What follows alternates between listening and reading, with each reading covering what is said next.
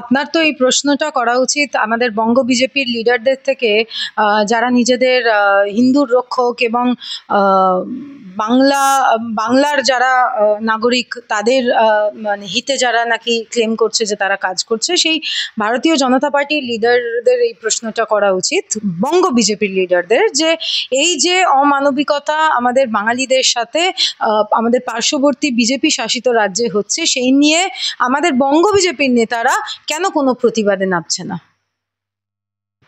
আচ্ছা, এই যে পরিযায়ী শ্রমিকদের যে এরকম ভাবে আটকে রাখা হয়েছে, এই নিয়ে মুখ্যমন্ত্রী কিন্তু যথেষ্ট উদ্বেগ। তিনি বিধানসভায় এই নিয়ে কথাও বলেছেন, কিন্তু এই বিষয়ে কি আগাম কি কেন্দ্রীয় সরকার কি কোনো রকম কোনো পদক্ষেপ নেবে বলে আপনার মনে হচ্ছে?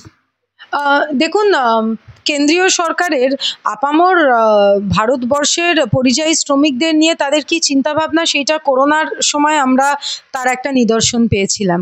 কিভাবে পরিযায়ী শ্রমিকদের তাদেরকে একেবারে মানে রাজ্যে যেখানে যে রাজ্যে তারা আটকে পড়েছিলেন তাদেরকে ফেরত আনার কোনো প্রচেষ্টা হয়নি, তাদের উপর অত্যাচার হয়েছে, তাদের উপর অমানবিক কার্যকলাপ হয়েছে তাদের উপর, এবং কেন্দ্রীয় সরকার কোনো রকমের এফার্ট দেখায়নি সেই সময়। আপনার কি মনে হচ্ছে এখনো এই এই যে বাঙালিদের, যে বাঙালি পরিযায়ী শ্রমিকদের এরকম করে অপমান করা হলো, তাদের কাজ থেকে বের করে দেওয়া হলো, তাদের নিয়েও কেন্দ্রীয় সরকার কিছু করবে? কোনোদিনও কিছু করবে না, কারণ কেন্দ্রীয় সরকারের নেপথ্যে যেই দলটা আছে সেই দল আপামর বাংলা বিরোধী। তো বাঙালিদের ওপর এই অত্যাচার হয়তো তাদের বঙ্গ রাজনীতিতে কোনো কংক্রিট জায়গা না করতে পারার একটা মানে কি বলবো, একটা মানে ঈর্ষা বলতে পারেন এবং একটা রাগ বলতে পারেন, তারই বহিঃপ্রকাশ। আচ্ছা, এই যে বাংলা বিদ্বেষী তো একদিকে থাকলো, কিন্তু এছাড়াও আমরা বিজেপি শাসিত আরেকটি রাজ্য উড়িষ্যায়, সেখানে দেখতে পাচ্ছি যে দুই দলিত যুবককে মাথা ন্যাড়া করে হামাগুড়ি দেওয়া হচ্ছে, তাদেরকে ঘাস খাওয়ানো হচ্ছে, এবং এটাও নয়, শুধু তাদেরকে নর্দমার জল পর্যন্ত খেতে বাধ্য করা হচ্ছে। তো বিজেপি যে এত হিন্দুদের অধিকার হিন্দু হিন্দু করে, তো সেখানে এই হিন্দুদের উপরেই এত অত্যাচার করা হচ্ছে।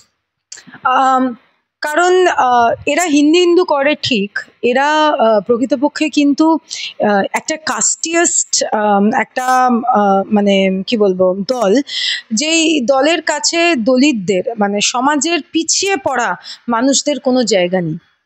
যারা যারা এগিয়ে থাকবে, যারা উঁচু জাতের এবং যেই জাতপাতের সবকিছু আমরা বহু যুগ আগে পেছনে ফেলে এসেছি, সেই জাতপাতের একরকম রাজনীতির সুরসুরি দিয়ে আবার জাগাচ্ছে কে না? ভারতীয় জনতা পার্টি। দলিতদের ওপর এই অত্যাচার আজ আমরা দেখছি না, এটা দিনের পর দিন বছরের পর বছর বিজেপি শাসিত রাজ্যগুলোয় চলে এসেছে। কিছুদিন আগে মুজাফফরপুরে একটি দলিত মেয়ে, বাচ্চা মেয়ে ধর্ষণ করা হলো, তাকে তার শরীর ক্ষতবিক্ষত করা হলো, সে কোনো এমসে বলুন বা মেডিকেল কলেজে বলুন অ্যাডমিশনটুকু পেলেন না, অ্যাম্বুলেন্সে পড়ে তার মায়ের কোলে সে বাচ্চা মেয়েটি শেষ নিঃশ্বাস ত্যাগ করলো। অত্যাচারিত নিপীড়িত বাচ্চা মেয়েটি দলিত সম্প্রদায়। এই কিছুদিন আগে একটা নিউজ দেখছি, 13 বছরের একটি মেয়েকে নাকি গণধর্ষণ করা হয়েছে এবং তাকে সেই সেম চিকিৎসা দেওয়া হয়নি, চিকিৎসকরা তাকে নিয়ে বহু মন্তব্য করেছেন ইত্যাদি ইত্যাদি। তো বিজেপি শাসিত রাজ্যে দফায় দফায় দলিতদের ওপর এরম অত্যাচার দেখে আমরা অভ্যস্ত। শুধু মানে দেশবাসীদের বলবো যে এরমভাবে চুপ থাকবেন না আপনারা, কারণ এই জাতপাতের এই ভেদাভেদ আমরা কিন্তু বহু যুগ আগে ফেলে চলে এসে আমরা অনেক এগিয়ে গেছি as a country, as a society. আমরা আবার যাতে এই পিছনে আবার আমাদের প্রত্যাবর্তন মানে আমাদের যাতে রিগ্রেশন আবার না হয়, আমরা যাতে প্রোগ্রেস করতে পারি অ্যাজ আ সোসাইটি, আর এই রিগ্রেসিভ মেন্টালিটিকে দূর করে দেওয়ার জন্য ভারতীয় জনতা পার্টিকে দূর করে দিতে হবে। আচ্ছা, এই হিন্দু ধর্মের প্রভাব কিন্তু আমাদের পশ্চিমবঙ্গে কিছুটা পড়েছে।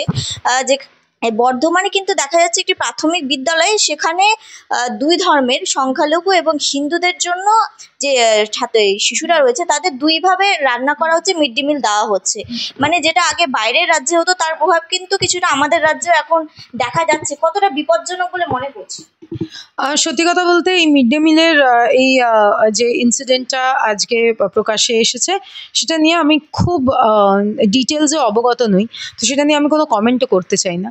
কিন্তু প্রাথমিকভাবে আপনার কথা শুনে যেটা আমি বুঝতে পারলাম যে সংখ্যালঘুদের জন্য সংখ্যালঘুরা রান্না করছে এবং বাকিদের জন্য হিন্দুরা রান্না করছে, যদি এটার মধ্যে কোনো সত্যতা থাকে তাহলে আমার মনে হয় মিড ডে মিল এটা এটা বেসিক্যালি কি বাচ্চাদের সবাইকে মানে ধর্ম নির্বিশেষে বাচ্চাদের পুষ্টিকর খাবার দেওয়া, তো সেটাতে কোনো জাতপাত ধর্মর জায়গা হওয়া উচিত না, যদি হয়ে থাকে তাহলে ঘোরতর অপরাধ। আচ্ছা, এবার একটু অন্য প্রসঙ্গে আসছি যে এই ঘাটাল মাস্টার প্ল্যান নিয়ে বিজেপি প্রত্যেকবার শাসক দলকে কটাক্ষ করেছে, কিন্তু অন্যদিকে দেখা যাচ্ছে যে গুজরাটের সুরাটে যেখানে একটি বড় টেক্সটাইল মার্কেট রয়েছে এবং বিজেপি কিন্তু সুরাটকে A1 সিটিও বলে, সেই টেক্সটাইল মার্কেট কিন্তু পুরোটাই জলের তলায় এবং সেটা নিয়ে কিন্তু বিজেপি কোনো রকম কোনো মন্তব্য করছে না। অন্যদিকে ঘাটাল নিয়ে তারা কটাক্ষ করে যাচ্ছে শাসক দলকে। আমাকে একটা প্রশ্ন তাহলে আপনাদের দিতে হবে যে ঘাটালের যে মাস্টার প্ল্যান, যে মাস্টার প্ল্যানের সম্বন্ধে মানে বিগত 10 বছর লোকসভার অধিবেশনে আমাদের ঘাটালের সাংসদ গলা ফাটিয়েছে, সেটা আটকে কারা রেখেছিল? কিছু সওয়াল ঘাটাল মাস্টার প্ল্যান নিয়ে তুলেছিলেন আমাদের সাংসদ দেব, সংসদ ভবনে তার কোনো জবাব পাওয়া যায়নি। যাই হোক, 2024-এ রাজ্য সরকার বলে যে ঘাটার মাস্টার প্ল্যান তারা এক্সিকিউট করবে, কিন্তু এত বড় পরাশরের একটা প্রজেক্ট, এটাকে এক্সিকিউট করার জন্য যেটা সময় সাপেক্ষ এবং নানান রকমের মধ্যে টেকনিক্যালিটিস আছে, সেটা তো বছর ঘুরলে আর তার উপকারিতা মানুষ পেতে পারবে না। পয়েন্ট এইটা না যে ঘাটাল মাস্টার প্ল্যান হচ্ছে কিনা, হচ্ছে এটা একেবারে গ্যারেন্টিড। যেটা আপনাদের দেখতে হবে এবং যেটা বুঝতে হবে সেটা হচ্ছে এই ঘাটার প্ল্যানকে ইচ্ছাকৃতভাবে উদ্দেশ্য প্রণোদিতভাবে ডিলে কেন করা হলো, এর জবাব কেন্দ্রীয় সরকারকে দিতে হবে।